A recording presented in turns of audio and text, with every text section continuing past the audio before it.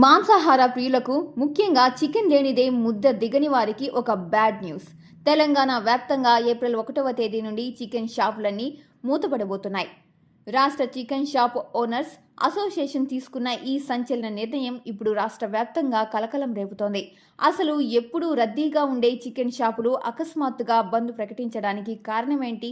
దీని వెనుక ఉన్న అసలు బాధ ఏంటో ఇప్పుడు వివరంగా తెలుసుకుందాం. హైదరాబాద్లో జరిగిన ఒక కీలక సమావేశంలో అసోసియేషన్ సభ్యులు తమ ఆవేదనను వెళ్లగక్కారు.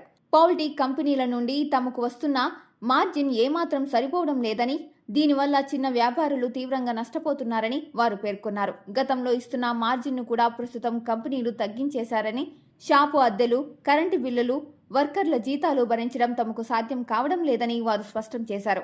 మార్కెట్లో చికెన్ రేట్లు భారీగా పెరిగినా ఆ లాభం కేవలం కంపెనీలకే వెళ్తోందని, తాము మాత్రం అప్పుల పాలవుతున్నామని వారు ఆందోళన వ్యక్తం చేస్తున్నారు.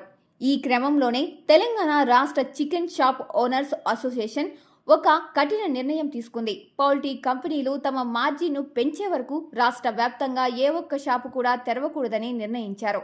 ఈ బంద్ కేవలం ఒక్కరోజుకే పరిమితం కాదని, తమ డిమాండ్లు నెరవేరే వరకు స్వచ్ఛందంగా ఈ సమ్మేళనంలో పాల్గొంటామని వారు హెచ్చరించారు.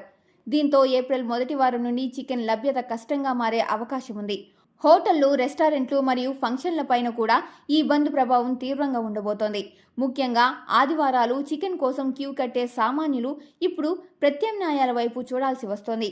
మరి పౌల్ట్రీ కంపెనీలు దిగివస్తాయా? ప్రభుత్వం ఈ విషయంలో జోక్యం చేసుకుంటుందా అనేది వేచి చూడాలి. ఈ బంద్ పైన మీ అభిప్రాయం ఏంటి? చికెన్ షాప్ల యజమానులు చేస్తున్న ఈ పోరాటం న్యాయపరమైనదేనా? కింద కామెంట్ రూపంలో తెలియజేయండి. ఇలాంటి మరిన్ని తాజా వార్తల కోసం మా ఛానల్ని ఇప్పుడే సబ్స్క్రైబ్ చేసుకోండి.